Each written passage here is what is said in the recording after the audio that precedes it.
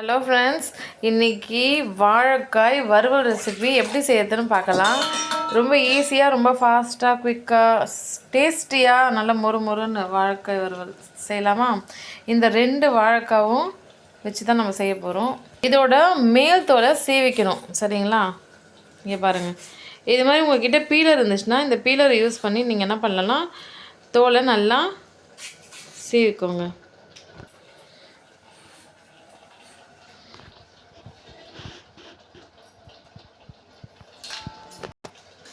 நாம் என்ன பண்ணோம்னா அந்த மேல் தோலை நல்லா சீவிட்டு பீலர் வச்சு சீவுங்க. அப்படி உங்களுக்கு அதில் வரல அப்படின்னா அருவாமனையில் கூட நீங்கள் அந்த தோலெல்லாம் நீங்கள் நீக்கிடணும்.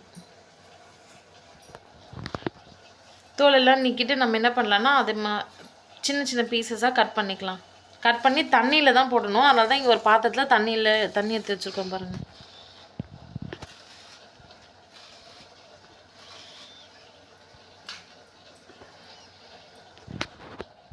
ஸோ இது மாதிரி ஸ்லைசஸாக நம்ம பீஸ் போட்டு ரெடி பண்ணி வச்சுக்கலாம். இப்போ ஒன்று முடிஞ்சிச்சு. இப்போ இன்னொன்றும் வந்து நம்ம என்ன பண்ணலாம், பீலர் யூஸ் பண்ணி கொஞ்சம் பீல் பண்ணலாம். அதுக்கப்புறம் அருவாமனையில் ஸ்லைஸ் போட்டு வச்சுக்கலாம்.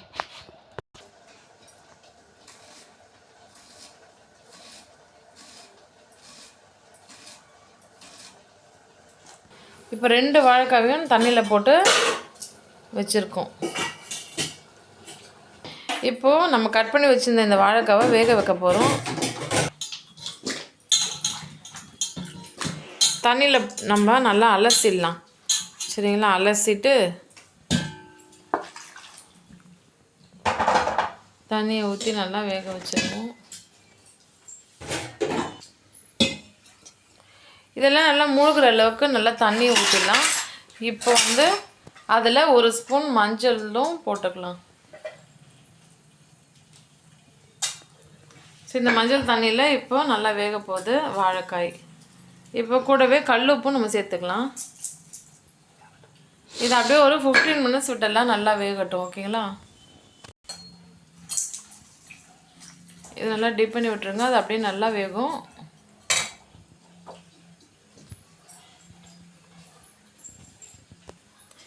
இப்போது வாழைக்காய் பொரியலில் என்னென்ன சத்து இருக்குது, பெனிஃபிட்ஸ் இருக்குதுன்னு பார்க்கலாம்.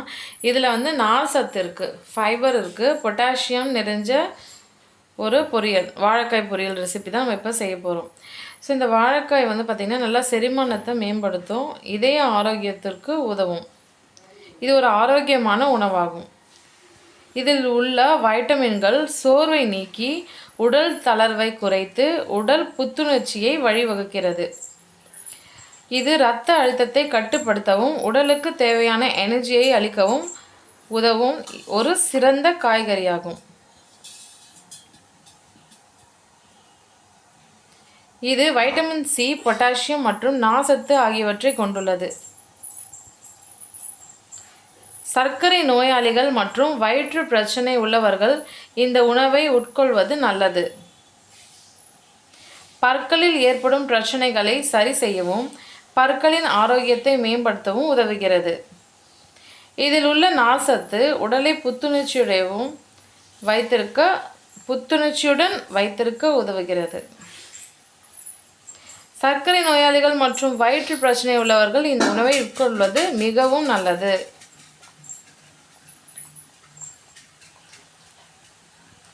ஸோ பாருங்கள், எவ்வளோ பெனிஃபிட்ஸ் இருக்குது இந்த வாழைக்காய் பொரியல், வாழைக்காய் வறுவலில். ஸோ உங்களுக்கு ஃப்ரெஷ்ஷான வாழைக்காய் கிடச்சா இது மாதிரி ஒரு வாழைக்காய் வறுவல் ரெசிபி செஞ்சு சாப்பிடுங்க. இந்த வாழைக்காய் நல்லா வேகணும், அப்போ தான் வறுவல் ரொம்ப நல்லா ருசியாக இருக்கும். ஹலோ ஃப்ரெண்ட்ஸ், பாருங்கள், வாழைக்காய் நல்லாவே வெந்துடுச்சு. இது வெந்துடுச்சான்னு செக் பண்ணி உங்களுக்கு சொல்லி காமிக்கிறோம். அதை பார்த்து நீங்களும் தெரிஞ்சுக்கோங்க எப்படி வெந்துச்சுன்னு கண்டுபிடிக்கிறதுன்னு.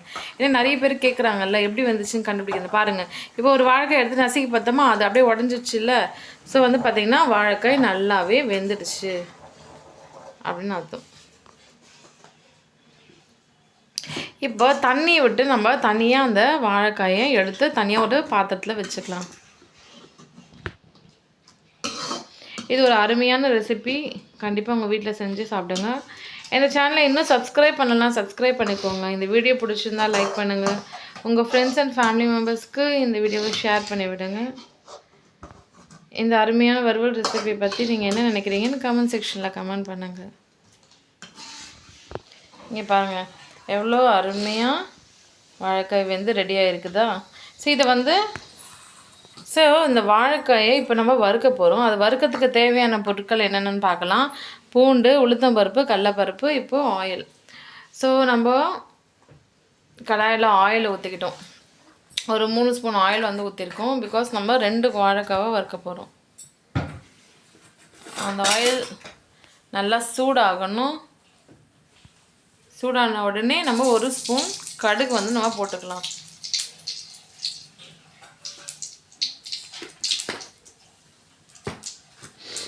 கடுகு நல்லா பொரியணும்.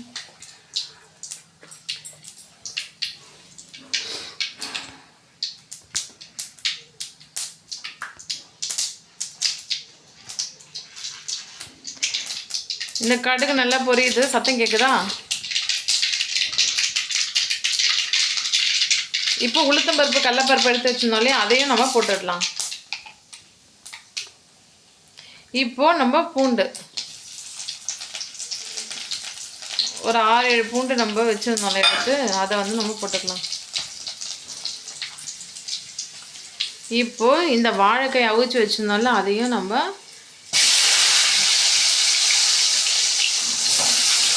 அந்த கடாயில் போட்டுடலாம்.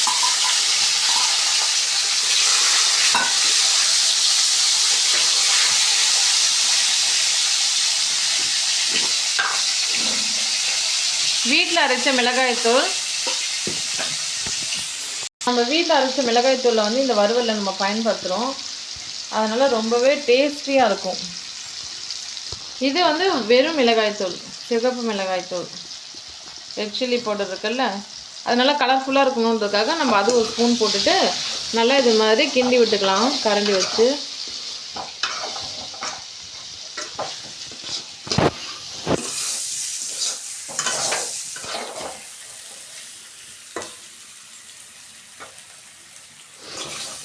நல்லா கிண்டி ஈவனாக நல்லா கிளறி விட்டுக்கோங்க.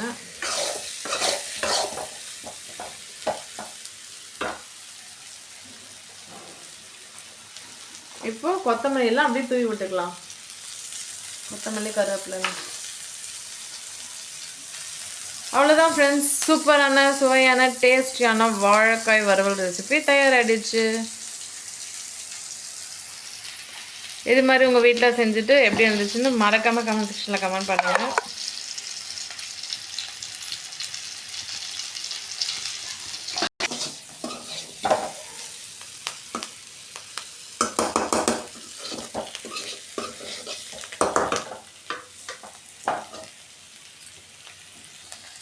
அருமையான வாழைக்காய் வறுவல் ரெசிபி தயார். தேங்க்யூ.